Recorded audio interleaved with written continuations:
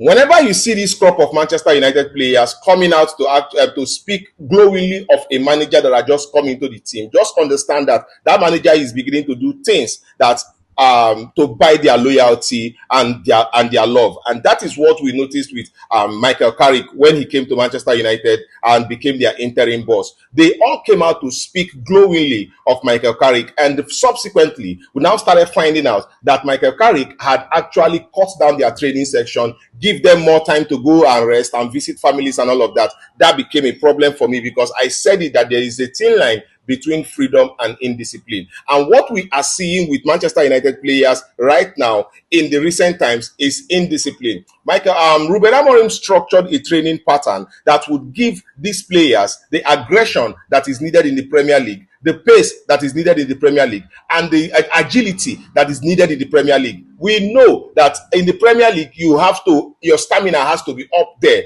for you to continuously run the whole 90 minutes, because the Premier League is not just about playing football and all of that. Then you have to wrestle some part of the Premier. You have to wrestle in some areas of the field, right? And this is what Ruben Amorim tried, a structured pattern for training that will give all of these players. And we see players like Bruno Fernandes gaining off it, because tell me how a 31-year-old man will be putting in the type of energy that Bruno Fernandes puts in games. Tell me that we did not see a little bit stronger and even faster Kobe Mainu when that training was going on. Tell me that we did not see a Dalot that could run. We did not see an Ahmad that is defensive minded, that would run up the pitch back and forth. Tell me we did not see all of that. But somehow Michael Carrick came in and cut off those trainings and destroyed the training structure and cut off training time. And what are we seeing? We are seeing players who are less intensive in games. Now, we cannot go man for man. We cannot put in those balls. We cannot go into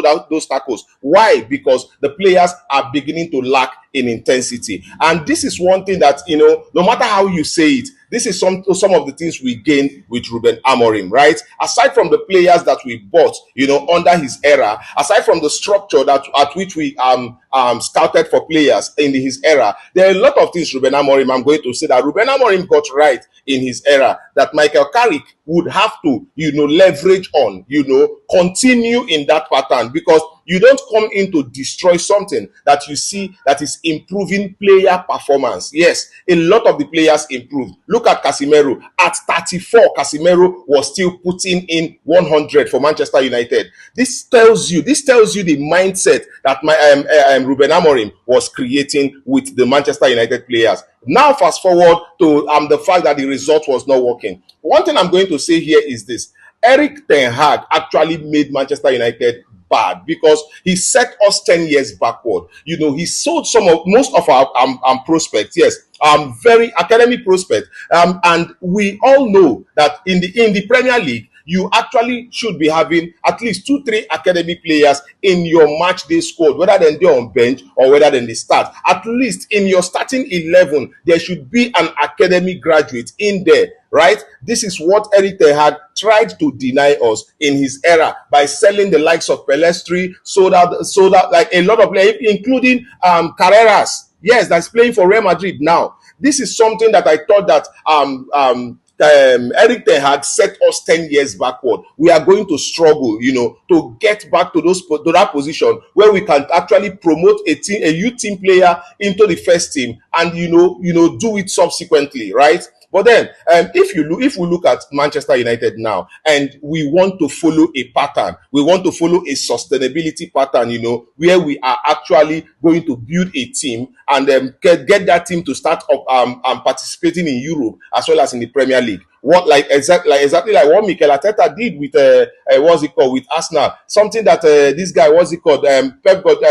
Jurgen Klopp did with Liverpool. If we are going to be doing any of those things, then we have to be patient. That is one of the ingredients for Manchester United. Fans and the board have to be patient with whoever they are bringing to actually create a structure that will put Manchester United up there. Ruben Amorim was doing it. The result on the pitch was not working out because Ruben Amorim had specific players that he might have looked looked at and wanted in the team to actually carry out his pattern of play. And also we know that when Louis van Gaal was at Manchester United, he wanted also to structure Manchester United in a particular kind of way that will give other managers, whenever they come, the leverage to actually pick on it and go on. But then we know that we saw this with Barcelona in the time when I think Frank Rijkaard left Barcelona, something like that. We saw all of these things that other managers came in and leveraged on what the previous manager had built. But in case of Manchester United, we are seeing new managers coming, destroy everything that the old manager has done and start a new one. And this is peculiar